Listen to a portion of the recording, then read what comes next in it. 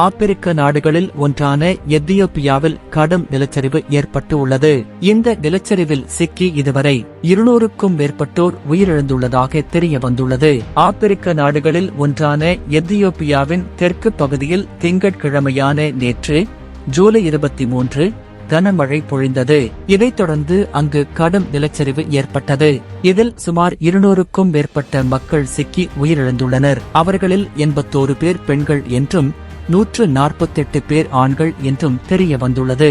இதையடுத்து நிலச்சரிவு ஏற்பட்ட பகுதியில் குவிந்த மக்கள் அங்கு நிலச்சரிவில் சிக்கியவர்களை மீட்க முயற்சிகள் மேற்கொண்டனர். இதில் 5 பேர் மட்டும் உயிருடன் மீட்கப்பட்டுள்ளனர். இந்த துயர சம்பவம் எத்தியோப்பியாவின் தலைநகர் அடிஸ் அபாபாவில் இருந்து 450 கிலோமீட்டர் தூரத்தில் உள்ள கெஞ்சோஷாச்சா என்ற பகுதியில்தான் இந்த நிலச்சரிவு சம்பவம் நடந்துள்ளது. இந்நிலையில் ஆப்பிரிக்க கண்டத்திலேயே அதிக மக்கள் தொகை கொண்ட 2வது நாடு எத்தியோப்பியா என்பது குறிப்பிடத்தக்கது. சுமார் 120 மில்லியன் மக்கள் அந்த நகரத்தில் வசிக்கின்றனர். ஏப்ரல் மற்றும் மே மாதம் எத்தியோப்பியாவில் மழை காலமாக உள்ளது. முன்னதாக கடந்த மே மாதமும் அங்கு ஏற்பட்ட நிலச்சரிவில் சிக்கி சுமார் 50 பேர் உயிரிழந்தது குறிப்பிடத்தக்கது.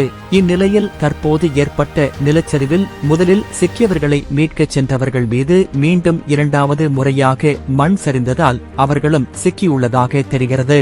இதன் காரணமாக உயிரிழப்பு எண்ணிக்கை 200 தாண்டியுள்ளதாக தெரிய வந்துள்ளது.